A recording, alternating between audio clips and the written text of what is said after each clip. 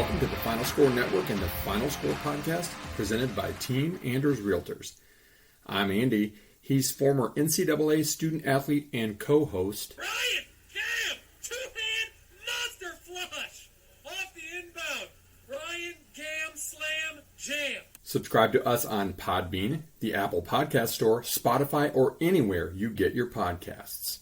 Follow us on Twitter at TheFinalScore35 and TikTok at AGSpartanFan35. Oh, and one more note before we get started. I'd like to apologize to anyone I've not offended yet. Please be patient. I'll get to you shortly.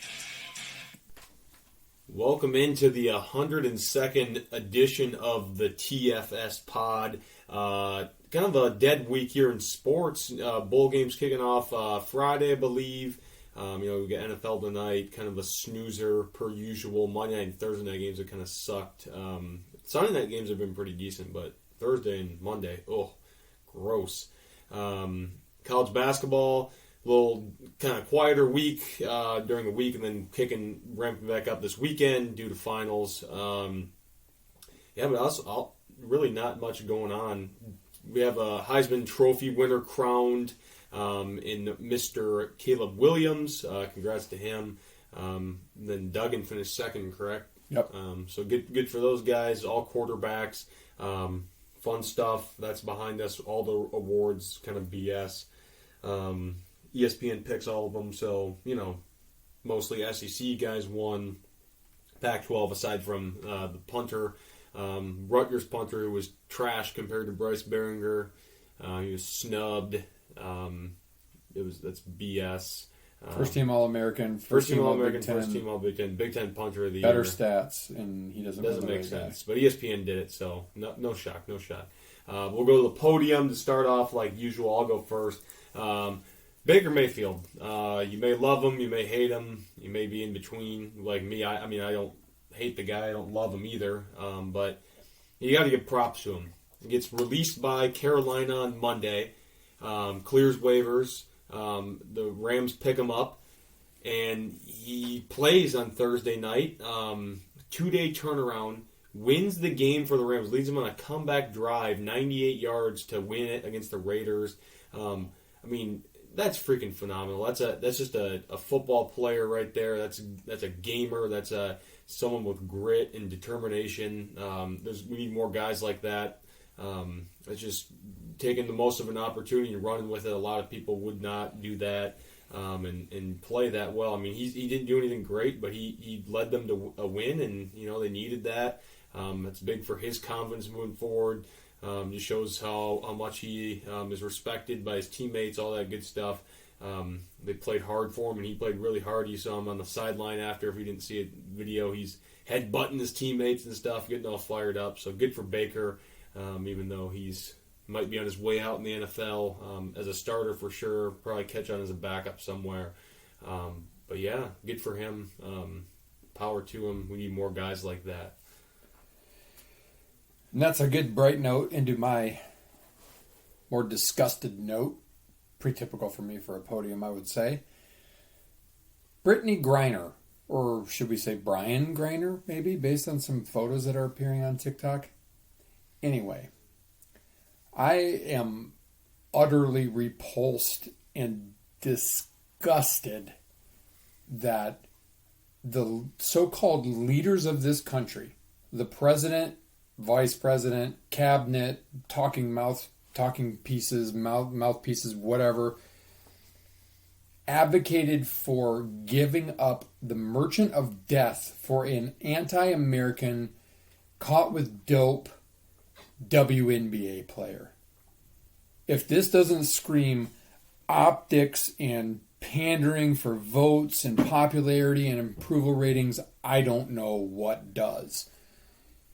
In the meantime, if you've been under a rock and missed this, all this while we're negotiating to get Britney back. Oh, Britney, our beloved LBGTP, blah, blah, LMNOP, WNBA star back.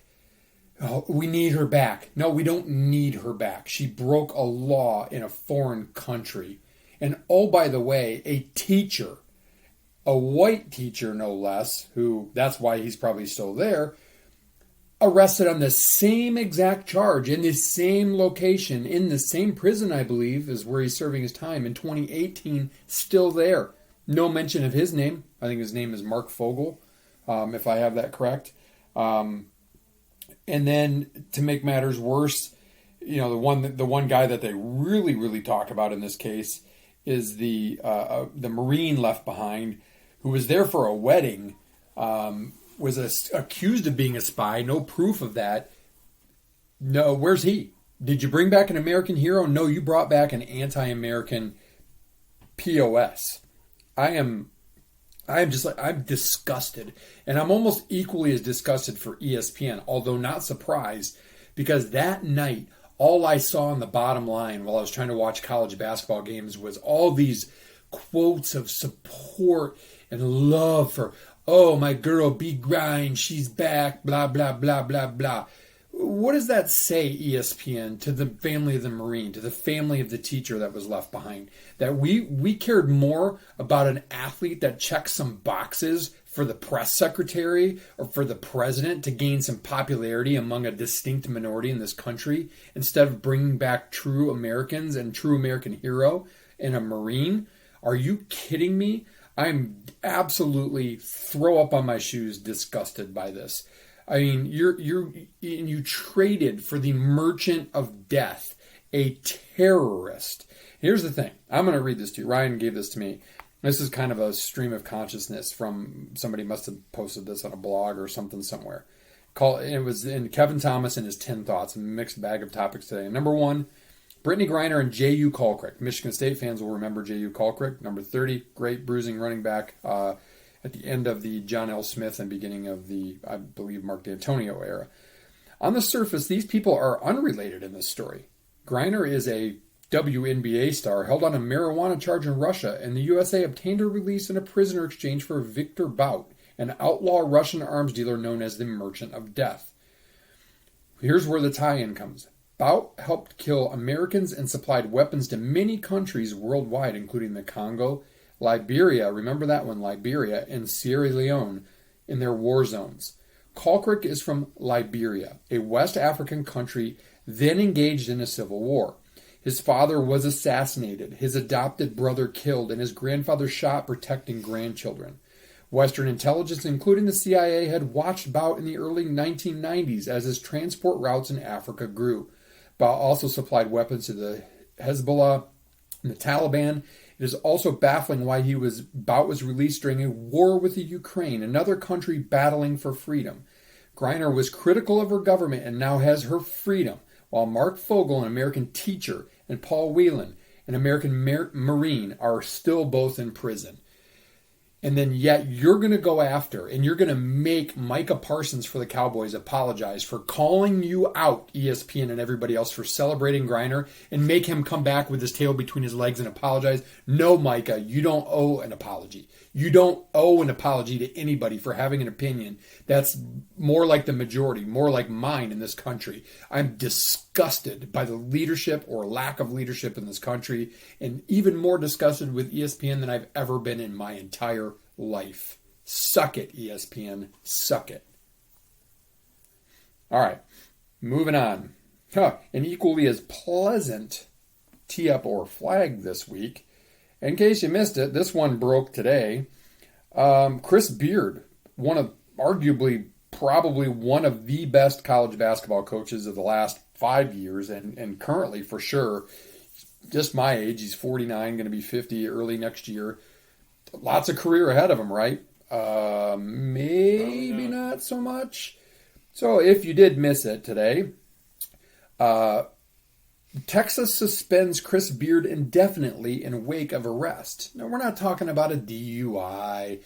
We're not talking about, shoplifting. We're not talking about, making a verbal threat to somebody. We're talking about choking out a woman who lived in his household. Yes, you heard me correctly. Texas, to their credit, didn't fire him because this is America and there is a thing called due process. So I'm all about that. If his name is cleared, so be it. His name is cleared. but suspended indefinitely without pay in the wake of this arrest early Monday morning. Arrested on a felony family violence charge. 4:18 a.m. Still, as of the writing on this was on Fox Sports app like an hour or so ago. Still had not been released on bond. Third-degree felony, punishable of 2 to 10 years in prison. Ryan read some of the details, like bites on the leg, choking for more than 5 seconds. Like, what, are you kidding me? Like, I get it. Like, there's a separation of what we see on TV and people's personal lives, but like, what is going on? What is going on in society? Oh, I'll tell you what's going on in society. It's kind of the thing that I ranted about before, is our priorities are not straight, including how we're supposed to act as men, how we're supposed to treat women, how we're supposed to act as humans, how we're supposed to tolerate differences in opinions, but not celebrate and promote them to the point of pushing down the majority. This another disgusting thing. One thing, kudos to the Austin Police Department, as my buddies aptly pointed out. Those officers are going to get suspended by UT because they did the right thing. Meanwhile, in Ann Arbor, we've got guys that are felons playing football because, they got to win games. Thank you, New York Post, for that story, by the way. All right, Ryan, take us out of the bad news and get into the good news. What are we doing for, I guess we're back to 4 downs this week, right? Yeah, we're going to do 4 downs because, like I said, it's a bit quieter this week. Not a ton going on.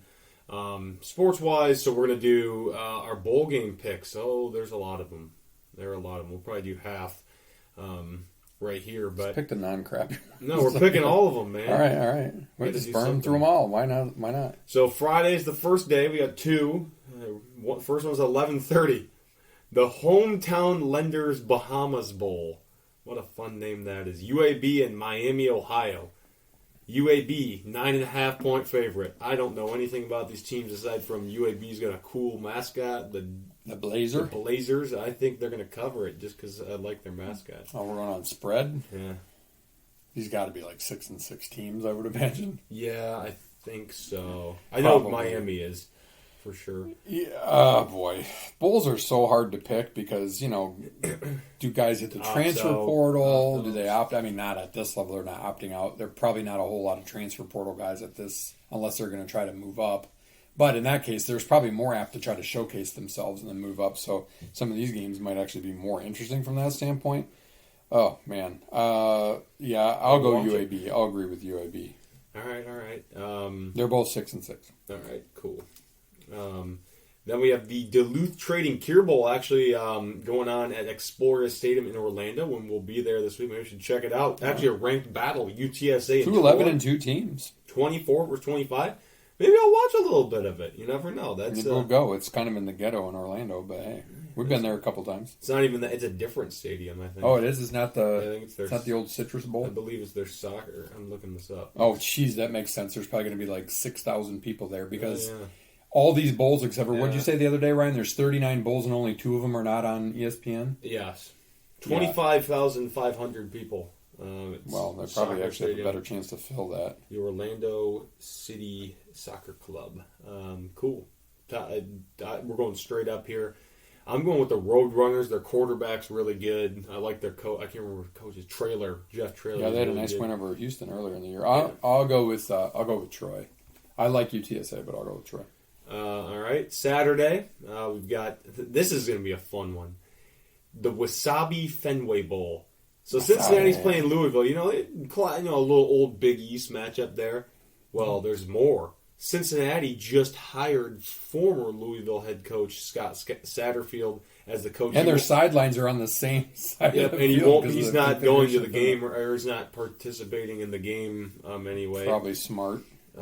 This could be some bad blood in this one. I'm going with Cincy. I don't know that the players. I mean, I guess the players care. Cincy, but I feel like, has a better Cincy's roster. Players don't have any. I mean, Louisville's players can't have any beef with Cincy's players. They have nothing to do with it. But interesting, yeah, definitely the news story of the year bowl.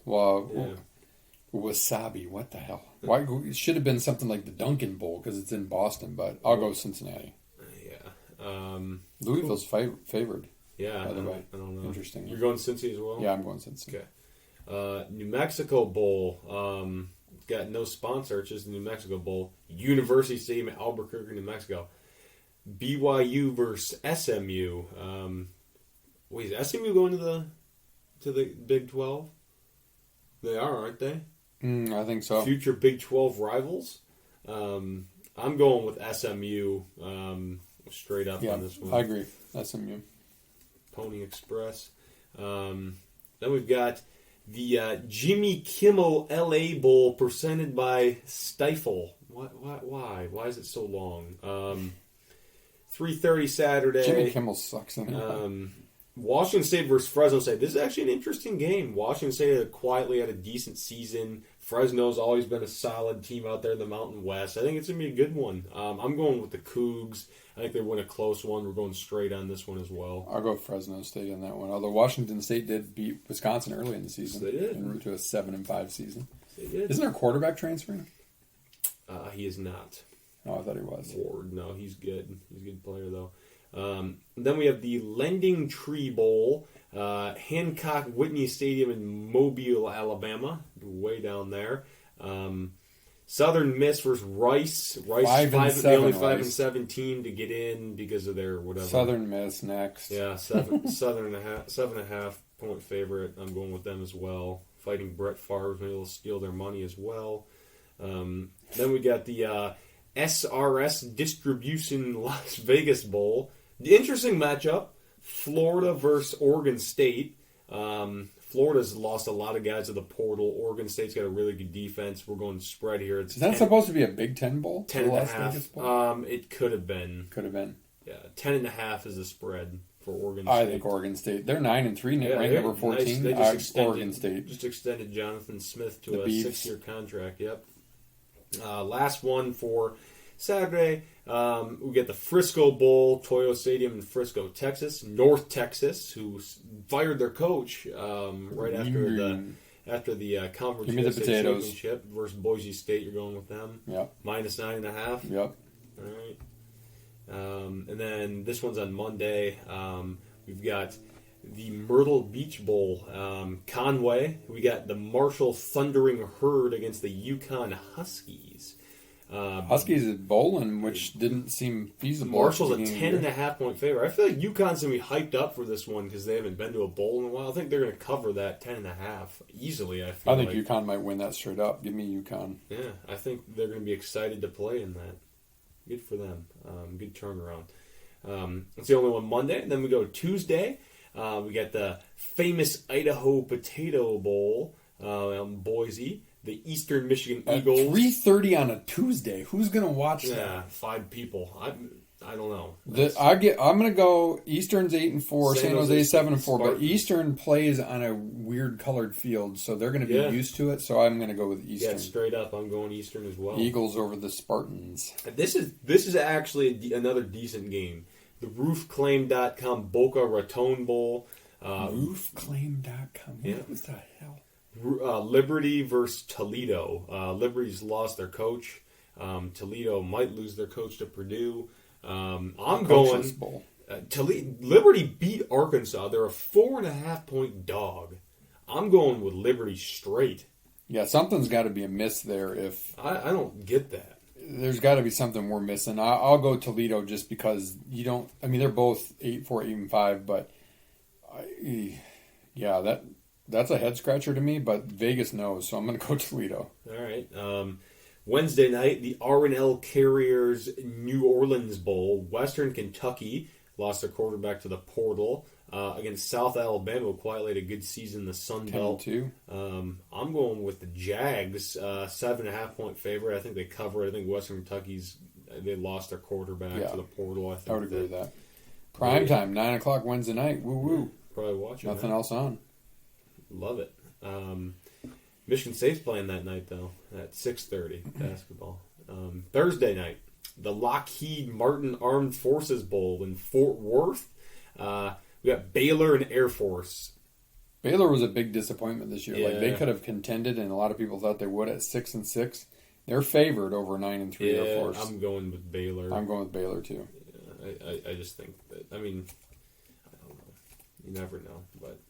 Speaking of Armed Forces Bowl, let's take a quick break from the bowl games and just say the Army-Navy game is the best college football game of the year. Screw Michigan, Ohio State. Screw Alabama, Auburn. Forget Florida, Florida State, or Florida State, Miami, or Michigan, Michigan State. Forget any other rivalry. Army-Navy is the best college football rivalry, period. And if you don't believe me, go watch how that game ended. We went to overtime for the first time in the 123-game history. In the second overtime, Navy was driving. It was 3rd and goal, and the guy fumbled trying to make a second effort to score the touchdown. Army got it back, kind of got a couple yards, middle of the field, kicked a field goal to win it. That guy was so emotional for Navy for having fumbled the ball and lost the game potentially for his team. People get mad in rivalry games. People get upset. They go plant flags. They do whatever. There is nothing like that game. And then they all go and they stand for each other's alma mater. And you always want to be second because that means you won. Navy went on a streak up until the last 7 years where they won 14 in a row. Army's won 5 of the last 7. The pageantry, the familiarity of these guys, the story of these guys. They're Division I athletes that aren't going to be NFL guys. They're going to serve their country. Meanwhile, we're trading in the merchant of death. And these guys, and by the way, where's Joe Biden during this? Oh, I know why. Because FJB would be chanted the whole game by everybody there. So a little break from the bowl picks. There is nothing like Army-Navy. And I have to say go Army beat Navy because my cousin Mike, who is a colonel in the United States Army, held the nuke codes for Trump. And his brother David, who had surgery today, praying for you, David, who is going to be a major in the Army. Didn't go to West Point, but in the Army. My cousin John, who went to West Point. We have family ties, so go Army, beat Navy. But that's the true Armed Forces Bowl and the true best college football game. I'm glad it's by itself on that Saturday. Yep. It's phenomenal. That's on the bucket list for sure. Absolutely. Moving back to the bowl games, next Friday night we got two big ones. The Radiance Technologies Independence Bowl. Didn't Michigan State play in that one? It was the Pool and Weed Eater Independence Bowl when Michigan State played against LSU. We got the Ragin' Cajuns of Louisiana playing Houston. That's actually a decent game, I feel like. I'm going with the Cougs. I think they sneak out a Is that the Mud Dogs, Louisiana? Yeah. Southeast Louisiana State Mud Dogs? Yeah. I'll go with Houston. Houston's kind of had an up and down season, but by nature they should win this game. Then we got also on Friday night, prime time, the Union Home Mortgage Gasparilla Bowl. The Missouri Wake Weed Duck Missouri. Kansas Tigers against I'm the going Wake. Wake's Hartman's good. I'm Yeah, going Wake. Wake all the way. Wake's good. One of my favorite traditions. The Aloha The Bowl. it's been absent the last 2 years. The Easy Post Hawaii Bowl. Middle Tennessee State, screw you, versus San Diego State. Aztecs. I'm going with San Diego State. Yeah, I go SDSU. The Fighting Brady Hoax. Yep. No headset. Couple more here, and we'll get to the rest next week. Monday, the 26th, standalone Quick Lane Bowl, Ford Field. At 2:30 in the afternoon. Well, the good news is it's the Christmas holiday in the United States. That's the day because Christmas is on a Sunday, so most people get the Monday off unless you work. State Bowling Green, baby. I'm going with the Falcons. That's the game that we could have been in. Yeah, that would have been If we'd have beat Indiana. Yeah, I'm going Bowling Green. Yeah, Bowling Green. BGSU, the Fighting Jenna Cards. Yeah. Tuesday the 27th, last one for this week. Then we'll get into the rest next week. The Camellia Bowl in Montgomery, Alabama. We've got Georgia Southern, the Fighting Clay Heltons against Buffalo. I'm going Georgia Southern. I saw them play against Nebraska, and they were fun to watch. Bulls got bowl eligible in their last game of the season, so I'm going to go with Georgia Southern as well. Okay. Well, that's half of them. About kind of. We have more to do. A little shout out, Division II, Ferris State Bulldogs going for their third championship in 4 years. Yeah, they're something like that this weekend. Phenomenal. Knocked off number 1 GVSU a week or so ago. By the way, there was a helmet swung after that game. Nobody got arrested, but I digress. No, well, why would you? All right, let's spot one. Or I'm sorry, first down. Second down. College basketball. A lot's happened. I feel like since we we did our podcast what was that, last Monday? We did it. Yeah, I mean, I feel like it's been. Yeah, Michigan State got right. They got a couple wins. Nice a big wins. road win at Penn State. Felt like, okay, got to win that. And then Penn State went and absolutely just bitch slapped Illinois at Illinois. Wow. And then their coach went berserk about the lack of leadership and what. When he's not wrong, but man, he took it to his team in the press conference, which is super interesting. You know, I don't know. I assume he did the same thing in the locker room before he did the press conference, and that was a carryover and that wasn't the first message. But I mean, Illinois is. You look at them; they're supremely talented. I mean, they arguably. Starting five-wise, they probably really have the best starting really five in the conference, and they can't get out of the way. Freshmen, I'll tell you that. But they also don't play as a team, and that's what the problem is. That's their issue. You know, Penn State went there and just absolutely whipped them. And Penn State's interesting, as we saw with Michigan State, because they're not very big, and they like to shoot the three. When they play, their guards play a little bit of bully ball. Your boy Pickett is a stud. Just back you down, ball you down. Old man game. You know, double-digit rebounder. He's a double-double guy with the potential to be a triple-double guy almost every game. And then Funk is a heck of a shooter out of Bucknell. A nice player.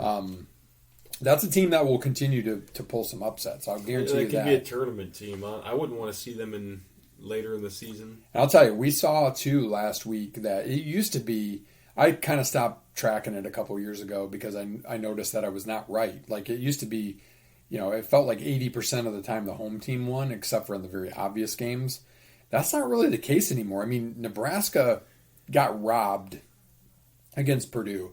I mean, a total phantom anticipation call on a clean steal, down one late. Would have gotten them the ball back. Who knows? They might have upset Purdue on the road. It would have been Purdue's first loss. Would have been eerily similar to Rutgers beating Purdue last year.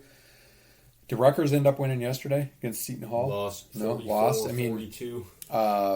Yeah. I mean, the Big Ten, like Maryland looked really good in the game, and then they were getting run by Tennessee, and then they made a run at it and almost beat Tennessee in a neutral court. Pretty solid. Iowa crushed Iowa State without Murray, and then they went and got beaten overtime by Wisconsin yesterday. Looks good. I mean, the only bad that's team, another road team that won. The only Wisconsin. bad team per se in the Big Ten is Minnesota. Everyone else is good. Rutgers got screwed at Ohio State. Speaking about crappy refs, guy clearly it was an amazing play. And an amazing job by McConnell, who missed the free throw, but then defended without fouling.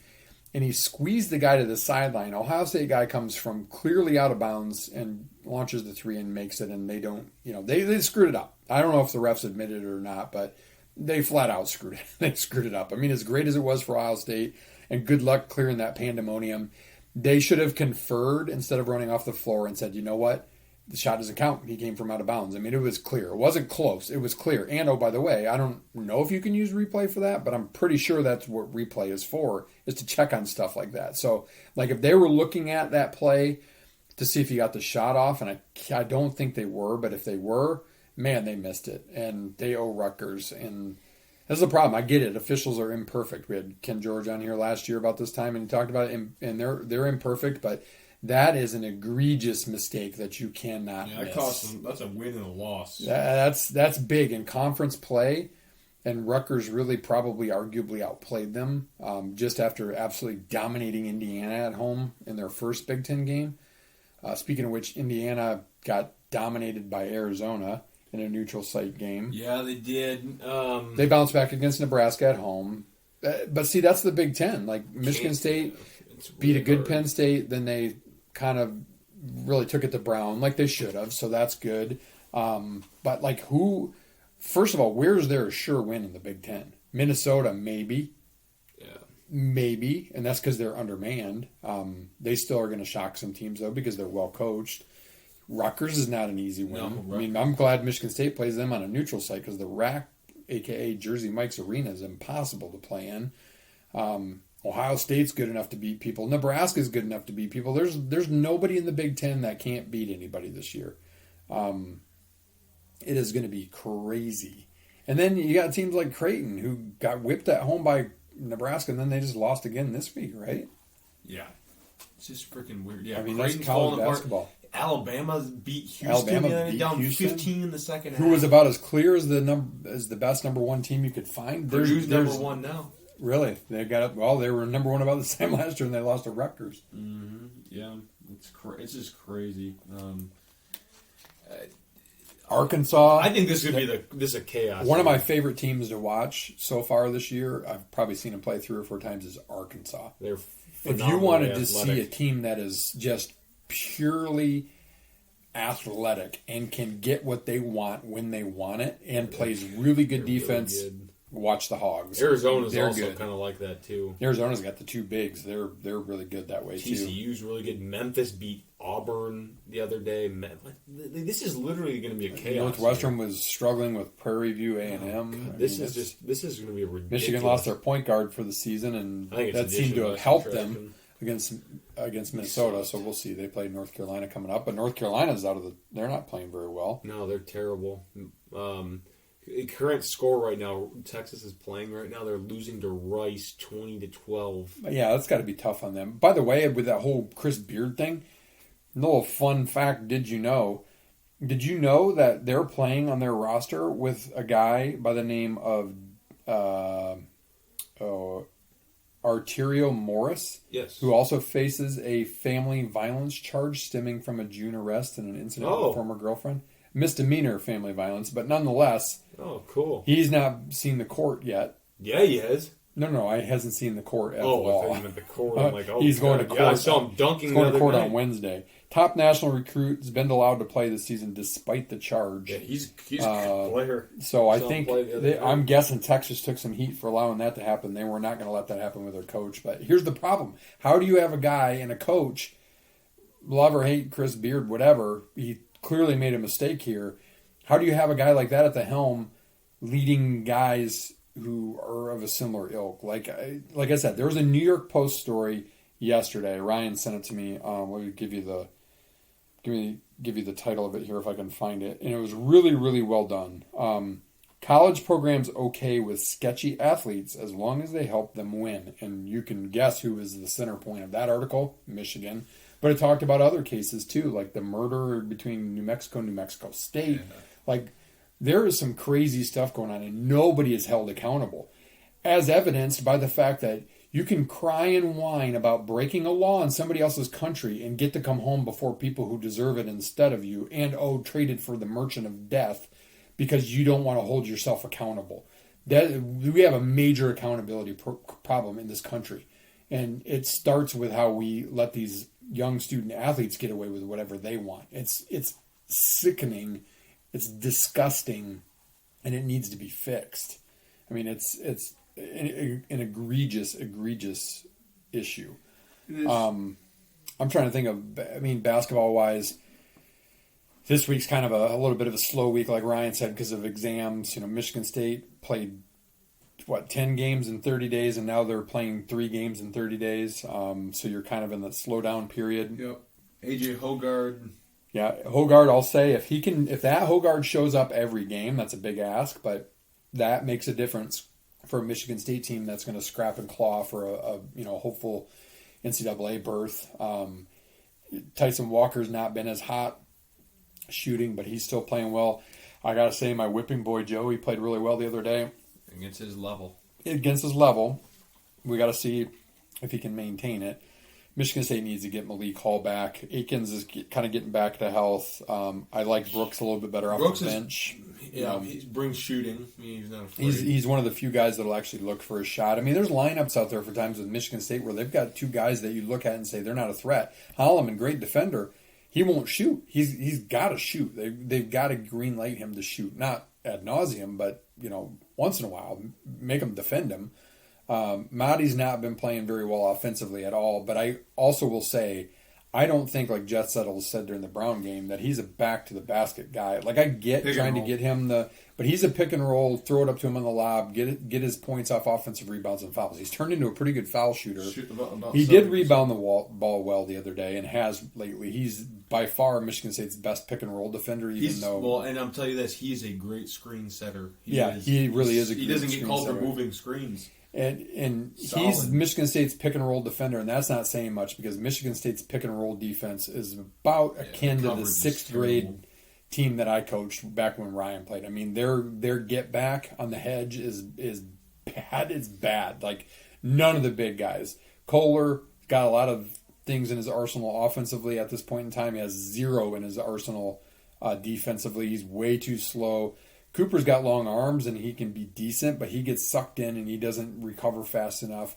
Marty's at least, I'd give him a C plus at defending the pick and roll, but there's teams that are just going to destroy Michigan State on that in the Big Ten, and it's got to be repaired as a problem for Michigan State. That is for They got sure. practice time to shore it up, though. And that's what Izzo says he wants. So we'll see. Let's see. Michigan State's got what? Oakland, Buffalo, Nebraska, and then Michigan. Nebraska, Michigan, all at home, in front of not many people. Maybe for the Michigan game they'll have students back in, but I would expect that. maybe the Nebraska game will be like the alumni zone. But otherwise, they're not going to really get a great home court advantage. So you hope that they get healthy. You hope that they get practice time to get better, and they can shore up some of those mistakes that they've been making lately. Yep, absolutely. All right, before we move on to kind of a fun third down, a quick word from our presenting sponsor. Team Anders Realty will help you find the home that best fits your needs, and they make the process simple and fun along the way. The Anders have served thousands of clients over 30-plus years in the Grand Rapids, Michigan area and are here to serve you today. Learn more at teamanders.com, and we don't ask this enough, but please consider supporting our sponsors. They're the ones who've helped, foot the marginal bill to get this thing on the air, and to give us the airwaves, the music, and everything else that we need to make this a professional podcast. So thank you, Team Anders. Appreciate you. All right, Ryan doesn't know these are coming. We've talked about these things probably over the years, like in sprint type of things. Maybe we'll do all three. Maybe we won't. We'll see how fast they go. But I got a little bit of Christmas Mount Rushmore fun. I know it's, we got another pod before Christmas. Mm-hmm. And I'm sorry if you're offended because I said Merry Christmas. You can kiss my ass. Happy Hanukkah, whatever. Christmas is my holiday, so that's what I'm going to say. Merry Christmas. So this is a Christmas, not a holiday, Mount Rushmore. All right, Ryan. Christmas Mount Rushmore number 1. Best Christmas movies. Am I supposed to name 4? You get to pick. We can just pick back and forth, or we can have a debate. Christmas Vacation. Christmas Vacation is a no-brainer. Yep. That's got to be. Well, all right. So that's on your Mount Rushmore. Oh, we'll do a collective. That goes a little bit faster. All right. I'll name 4, and you can take away what you. Christmas Vacation. Okay. Elf. Okay, I can't argue with that one. Wonderful Life.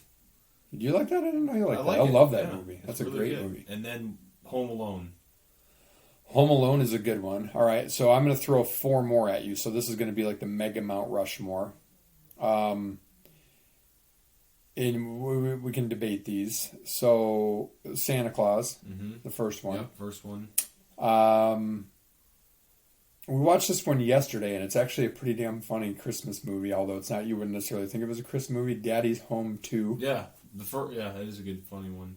Office Christmas Party. Yep. Hands down, one of the best. I'm sorry, people, Die Hard is not a Christmas movie just because it's on Christmas, so I will not include that as much as people want to say it's a Christmas Polar movie. Express. Okay, Polar Express, honorable mention. I was going to say for my fourth one of maybe like you're kind of close, but not, you wouldn't necessarily think of them as Christmas movies. Bad Moms Christmas, or Bad Moms 2, the Christmas one, or whatever. Yeah, I've only seen that once, I think. Mila Kunis. That is a funny movie. So like if you got kind of like your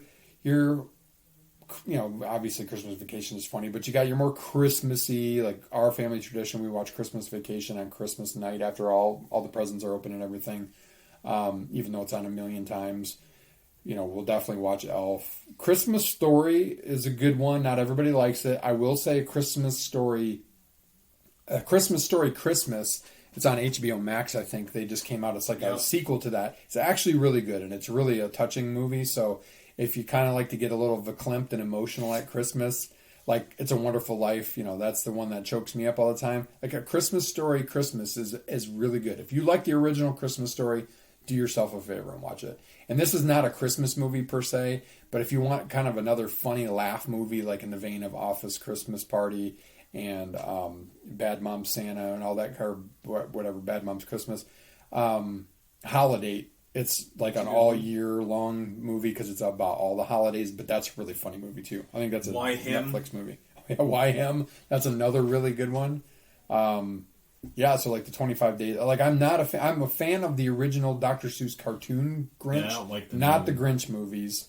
I hate that on YouTube TV it blocks out the fact that I can't watch Frosty and I can't watch Rudolph the Red-Nosed Reindeer. That's kind of BS.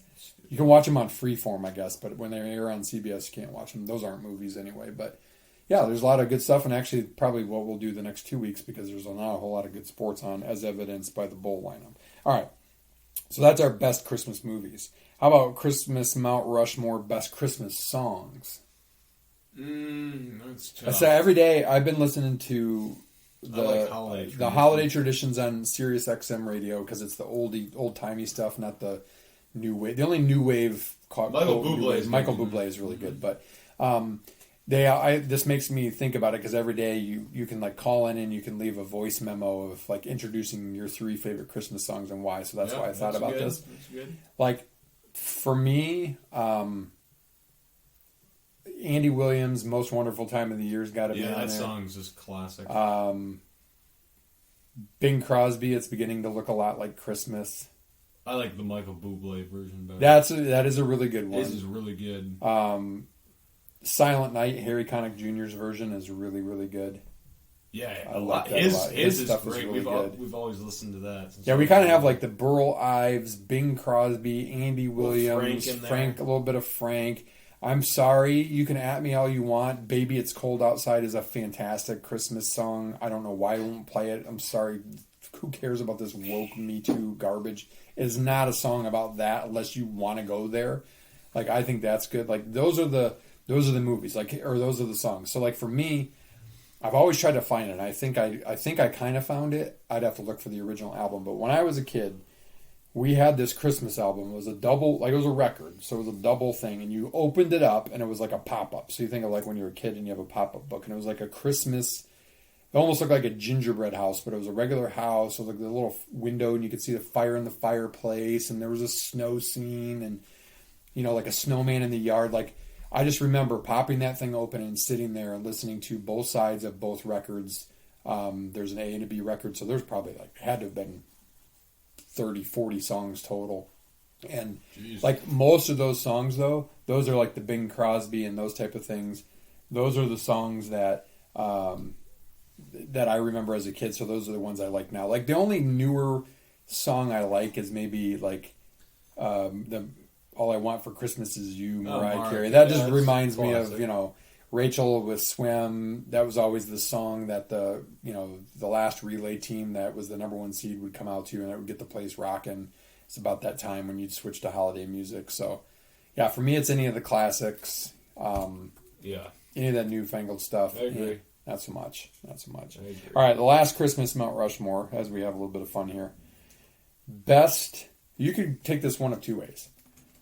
Best possible gift now as a 23-year-old, or for me as a 49-year-old adult, or the best 4 gifts you've ever gotten in your life? Oh, that's really good. No. I'll start. One of my favorites was when I was, I think, 3rd grade, when we got the Wii for the first time. I thought that was awesome. Well, yeah, I remember Any the Wii. video game the system. Wii. I think for me, like one of the first things that stands out to me is I was probably like 3rd or 4th grade, lived in Indianapolis, so the NFL team that we got, because it was before the Colts, was the Bears. And I got, so this would have been like 82-ish, probably maybe 83. I got like a Bears, the old JCPenney Christmas catalog that came out, and they had, you could get your pro teams. They weren't real jerseys. So I got like the Bears jersey with like the helmet and everything, but then I got a real Walter Payton jersey. That's cool. And I had that thing until the numbers wore off. That was my favorite. That was my first sports jersey that I remember. And then I also that year got a Chicago Bears. I wish my mom had never gotten rid of it. It's a vintage Chicago Bears helmet alarm clock. And that thing stayed with me up until college. I don't know what happened to it after that, but it was just like the old classic C. That's awesome. You could probably find one on eBay or whatever. I should. Which reminds me of another great prize. We have a version of it. I just need to pop a new battery in it. Is the what is that? I'm going to get up and get it because it's up in my office. It's the Mattel Classic Football game. So let's see. I don't think it'll work because the batteries are dead. But like, the old bleep bleep, with just the arrows and whatever. I played that thing until the batteries went dead or my thumbs bled.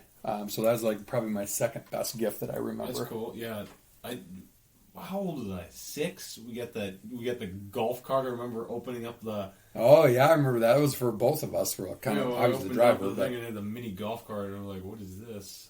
I thought that was cool. Last year, my lovely grandmother got us round the Arcadia Bluffs. That was pretty fantastic. A good one. Yeah, that's a good one. I wouldn't mind opening a gift to Pebble Beach or Scotland or. I will say we already know. At least Ryan and Rachel got tickets, and then we got them too for Morgan Wallen. So that was pretty cool. Yeah, that's pretty not cool. until April. That's a good one. It's a gift that keeps on giving all year long. That's a really good gift. Yeah, a little early Christmas gift going to Orlando for the weekend, so get a little sunshine time, a little R&R time, which is good. So, yeah, but from my kid days though, it's that Mattel college or that classic football game, the Bears thing. I mean, I would wear that thing if I played football outside. If I played knee football with my dad, probably like a lesser. Well, the other big one that I can remember is probably similar. I was like 1982-ish, so I was probably like 9 or 10. I got my first jam box, my first AKA Ghetto Blaster is what they called them back then. That's cool. And I got my first cassette for it, Men at Work, at the Drug Mart in Willard, Ohio. That was a pretty good gift. That was for my grandparents, I think. It was in our Thanksgiving, Christmas that we always did. Yeah, those bring back memories. Like now, it's funny because the kids are talking about how it doesn't always necessarily feel like Christmas, although I will admit our tree's been up since November 15th. Our lights have been on since November 15th. So we Christmasize our house, and we had a lot of snow right around there, so it felt like it. Now we haven't had much snow, but the music's been going on. But it's different when you get a little older, so it's kind of fun to look back with a little bit of nostalgia. All right, moving on to fourth down, Ryan, our scramble. I know you've got a couple things here usually. Yeah, I didn't even think about the things I usually do. We can talk about golf. The match, that was cool. Played at night. Tiger's got that limp going on. But he did fine. His ball speed was the same or more at the end than it was at the beginning. Did they play with glow? I didn't see it. Did they play with glow-in-the-dark balls? No. That's what they should have done. They had lights. The glow-in-the-dark balls would have made it more fun. Yeah. Only played 12. It was only a 12-hole match.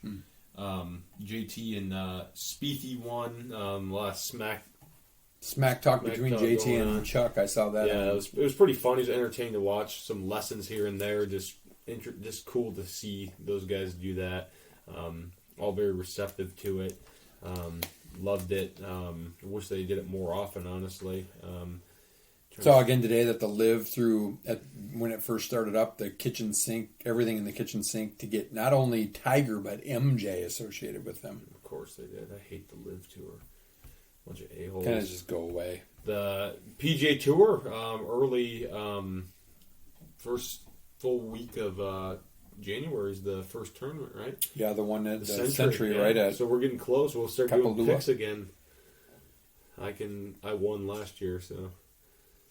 I always win. I didn't have as good a betting year. I haven't had a good betting year this year lately until NFL's been kind of bailing me out a little bit more. But man, college basketball is impossible to pick. Last year I could get away. Tough.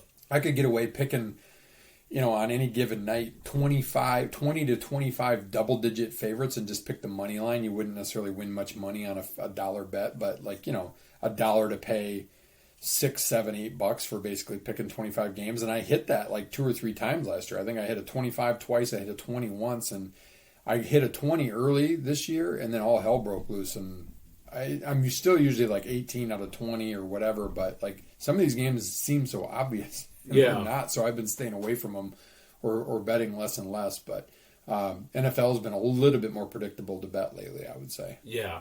I agree. Except for, how about the 49ers? Mr. Irrelevant. Brock Purdy, man. Just lighting it up for That's, them on their third quarterback of the year. It's pretty phenomenal. And Debo's not that hurt, you said? Sprained MCL and sprained ankle. Oh, that's not good. They said he'll be back Maybe eventually. for the playoffs. But yeah, that's tough. How about them Lions, huh? You drinking the blue Kool-Aid yet? I mean, they beat my other team, the Vikings. I will say, Kirk Cousins, stop. If you blame him in Minnesota, you're an idiot because he absolutely shredded the Lions. He completed almost 80% of his passes for 426 yards and 2 touchdowns. He has 15 touchdown passes, 2 rushing touchdowns, and I think now he's 7-1 in his career against the Lions. They didn't lose that game because of him, and they're not struggling to win game. You know, like they're 10-2 now, right? 10-2, 10-3, 10-3 now. They're not struggling to barely win games because of the offense. They're struggling because their defense sucks. Like, they gave up mega yards to the Lions. Jared Goff's been hooping lately, honestly. Yeah, the Lions are playing really well. They've got good balance. I think addition by subtraction with no Hawkinson there, honestly, because these other tight ends block. I mean, Penny Sewell gets the that was athletic, phenomenal. like key third down late in the game. Like, what a brilliant play That call. was- Gutsy at that point in time, like gutsy to go. Dan's got some For the fake punt deep inside your own territory fairly early in the second half. I mean, that was a momentum changer. The Lions have 3 away games in the next 4, and they've been much better Winnable, at home. it's But winnable. they could win at the Jets. It's not going to be easy, but they could. And then where do they go after that?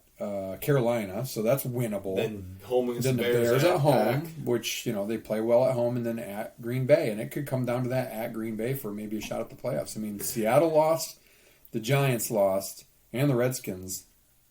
Commanders all lost. And the Lions already beat the Commanders/Redskins and Giants. So they're even closer to those teams than you would expect. Is like, wow, I mean, you're playing meaningful football in December, and by meaningful, not like trying to tank for the number 1 pick. Pretty amazing. Pretty crazy. Amazing. It's fun to play meaningful games late in the season. I mean, can we just how about this? I lobby for this year.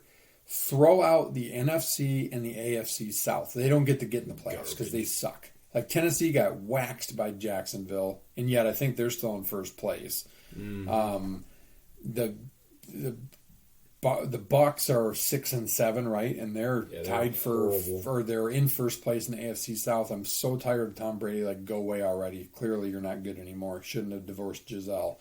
But like other games, I mean, the Chargers and the Dolphins was a good game last night. Yeah. We got some Saturday. Now we get into the holidays, so we've got some Saturday and Sunday games to mix in with the Thursday and Monday games. So, yeah, it's going to be a little interesting push. Something for the Lions fans out there. I think we're probably getting pretty close to being done with buys now.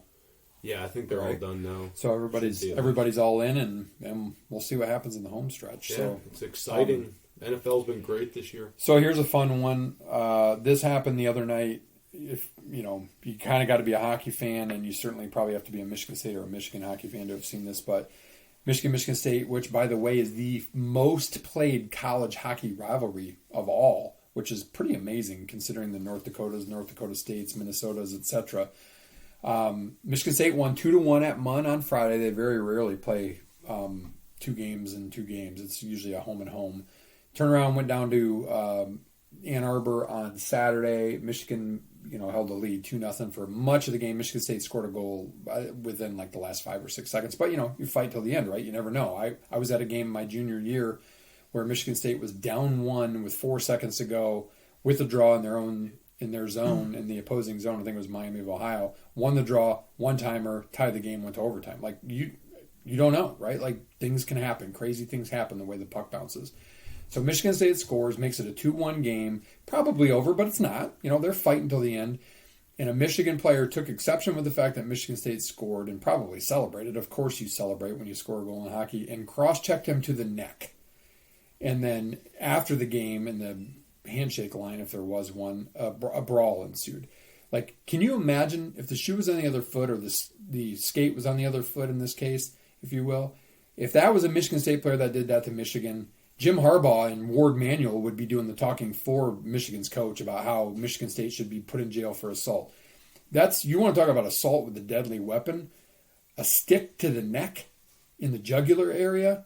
Cheap shot like that? Are you kidding me? But let's see. Let's wait. Oh, you hear the... Oh, those are Eli on the phone. Those are crickets from the Big Ten because the Big Ten won't do anything about Mozzie Smith.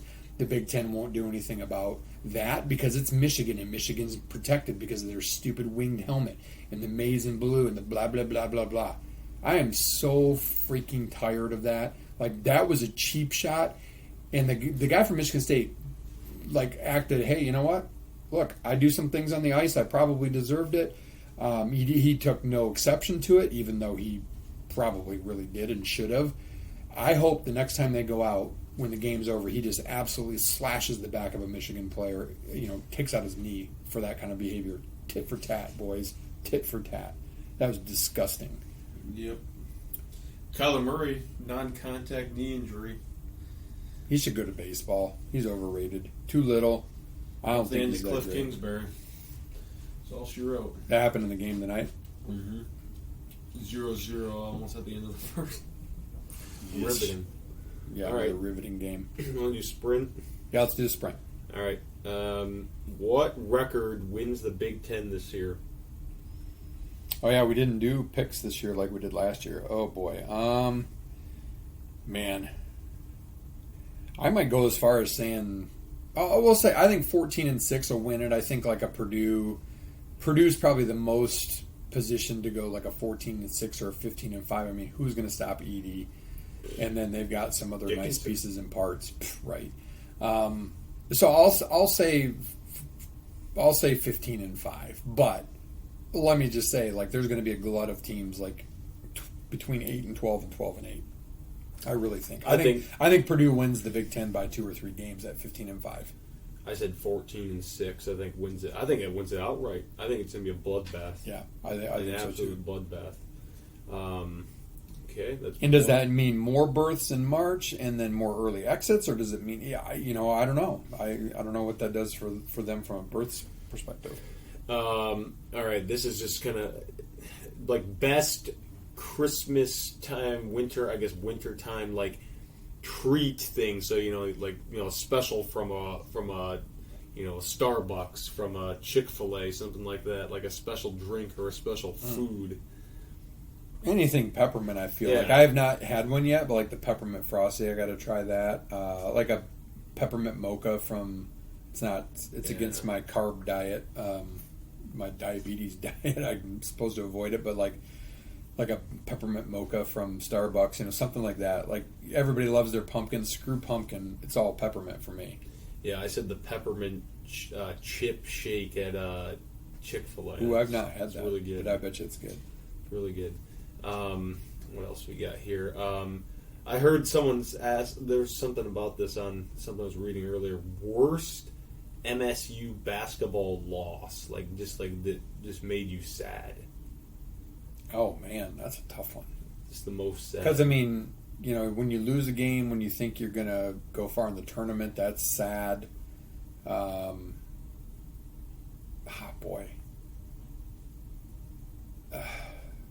I think we were at Michigan State Toledo. That was pretty hard to take. Izzo lost that game. Lost to somebody else. Southern? No, not. It was Mike Davis. Texas Southern. Yeah, like those are more of like they're not sad as just they're like what the hell just happened. Man, that's a good question. Like saddest, it's got to be oh boy. Maybe the Butler Final Four game because Michigan State kind of got screwed in that, and that was a Final Four that they could have won. Yeah, I agree. Because Duke was good and they won the championship, but they weren't that good. I mean, Butler almost beat them at the buzzer on a half-court shot, and so I'd probably go with that. That's a good one. It's probably I didn't think about that. I said that was tough between Middle Tennessee. Oh, that was a tough one. Terrible, too, yeah. And then Syracuse 2018. Weber State. How could I forget that? Chris wasn't there, but Dobb and Jeff were there. 2018 That Syracuse. was awful. Yeah, that was bad. That's because you didn't give me KFC before the game. Yeah, exactly. That's exactly Damn you. right. It's your fault. Weber State, we drove all night. Senior year, we were 3 seed. They were 14 seed. We had the first game of the nightcap. Me, Jeff, and Daub, and we lost. And it was just like a total gut punch. We didn't even know what we were going to do from there because we just assumed that we were going to go pretty far. And I'll tell you another one. This is prior to your time, but 1989, I think it was 89 or 90. Maybe it was 1990. I can't remember which. I think it was 90. It was 99 or 1990. Georgia Tech hits a game-tying shot after the buzzer that put it into overtime. Michigan State would have gone to the Elite Eight and played a Minnesota team that had owned that year to go to the Final Four. It was 1990. They would have got their ass kicked by UNLV because UNLV was stocked then, and they beat Duke by like 40 in the championship. But that was another sad one. Like that was right about the time that I converted to being a Michigan State fan, and to watch that happen. I think its foot was on the line, and it was after the buzzer, so they got doubly screwed. Yeah, that sucks. That's tough. Last one, golf. Are you think you're gonna hit the sim this year? You're gonna take some time off, let the swing heal. Swing heel, I kicked your ass this year, man. I need to keep the mo going. I wish we had a high enough ceiling in our basement to put a sim in here because, It'd be sweet. man, I'm gonna work on my putting some more because I kind of lost a little bit of touch on I drove the ball well last year and didn't putt it as well. Yeah, I'd like to hit the sim at least a couple of times. It's fun. Yeah, it's just fun. It's fun to hit the sticks. It's not completely real, but it's not bad, right? It's better than nothing. I'm looking forward to Top Golf down in Orlando this weekend. I'm looking forward to, playing with Chris and Daub, planning our 50th birthday trip. Not sure yet if we're going to go to Orlando, if we're going to maybe go to Vegas, if we're going to go to Scottsdale. Vegas, our plan was Vegas during first week of March Madness, but it's also St. Patrick's Day, and the rooms are outrageous. It's like $750 a night for like the Flamingo, which is garbage. So we're gonna look at VRBO and hopefully do that. So I've got that. That's probably my first legit golf to look forward to. So yeah, I'll have to sim a couple times. Fun. That's it. That's a 102. Nice. Appreciate you guys listening. 102 in the books. A little bit more fun on this one. We'll probably have a little bit more fun next week too, in the holidays, and then we can start amping up the playoff and getting closer to Big Ten basketball. And if you got anything else you want us to talk about, last year was about the time we had special guests, so maybe we got to find a special guest to bring on the show. Yeah, we might have to. Appreciate you guys listening. Yep. Find us on anywhere that you find your podcasts. Our numbers are going up and up and up, and we appreciate that. So keep listening. Meantime, as Buddy the Elf once said and possibly suggested, Ryan, that you use as a pickup line, I think you're really beautiful, and I feel really warm when I'm around you and my tongue swells up.